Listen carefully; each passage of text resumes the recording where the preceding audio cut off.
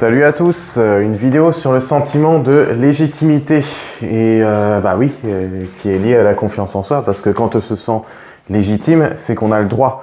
C'est un problème que j'ai moi-même ressenti. Par exemple, lorsque j'ai entamé ma formation en tant que praticien neurolinguistique, je me sentais même pas légitime à la sortie de la formation, parce que en fait, il y a toujours une... Alors, ce que je vais vous dire, confrontez-le à vous. Je vais parler de mon expérience, mais comparé à votre situation, voyez s'il y a des similitudes et s'il n'y en a pas, qu'est-ce que c'est? Si vous vous sentez un petit peu illégitime, comme moi, je me suis senti.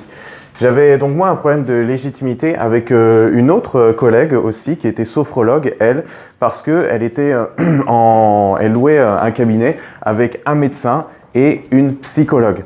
Donc en fait, ce sont des diplômes qui sont reconnus par l'État, qui sont vraiment assermentés. Voilà.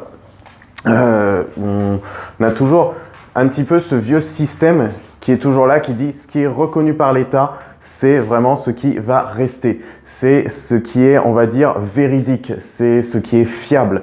Et à tort, cette catégorisation fait dire à d'autres personnes, fait dire qu'en fait ceux qui n'ont pas de diplôme reconnu, de formation reconnue par l'État, l'État le perd, vraiment comme à l'époque de l'Église, hein, les dogmes, voilà, ce qui était dans la Bible, c'était la vérité, c'était ce qui était appliqué. Aujourd'hui, c'est les administrations, c'est ce qui est reconnu par l'État, c'est ce qui est vrai. Donc le reste, qu'est-ce que c'est? Des hérétiques ou des charlatans. Donc au final, on se retrouvait un petit peu, comme on est dans les thérapies brèves, donc qui sont reconnues à l'international, on va dire, aux États-Unis, au Canada et dans d'autres pays, mais pas en France. Eh bien, on se dit qu'on est illégitime. Donc, se sentir illégitime, c'est de croire qu'on n'a pas le droit. Ça veut dire que quelqu'un d'autre doit nous donner ce droit-là. On dépend de ce quelqu'un d'autre, de la validation de l'autre, une validation extérieure. Que ce soit d'une personne, d'une administration, d'un bout de papier pour vous dire diplôme, tout ça. Comme je vous ai dit dans la vidéo précédente, c'est votre expérience qui va faire vraiment les choses. Je vais tenir la perche à l'autre main parce que ça commence à fatiguer. C'est votre expérience à vous. Et là, vous serez obligé de revenir sur votre propre ressenti. Parce que vous vous dites peut-être, ce que je fais, je ne sais pas si c'est vraiment bon, ce que je ressens, est-ce que c'est bon? Il y a toujours, oui, en effet, une recherche de validation. C'est, est-ce que je peux valider ou pas? Et là, il va falloir vous faire confiance.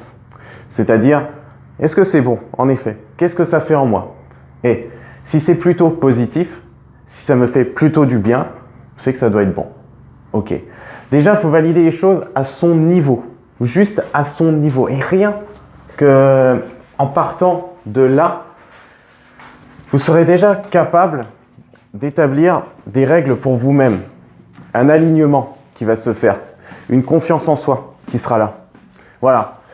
Tout en gardant, bien sûr que le sentiment d'illégitimité, qu'est-ce que ça donne comme avantage? L'avantage, c'est que vous êtes hyper empathique.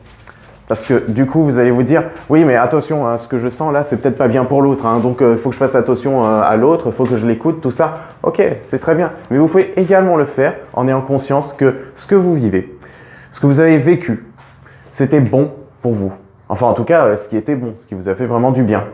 Et déjà, vous le reconnaissez à votre niveau. Vous serez toujours capable de faire cette distinction entre l'autre et vous, parce qu'il n'y a pas le même ressenti, le même vécu, la même approche. Vous le savez. Donc, vous pouvez vous permettre d'être ce que vous êtes. Voilà, on va terminer là-dessus. Je vous remercie d'avoir écouté cette vidéo jusqu'au bout. À la prochaine.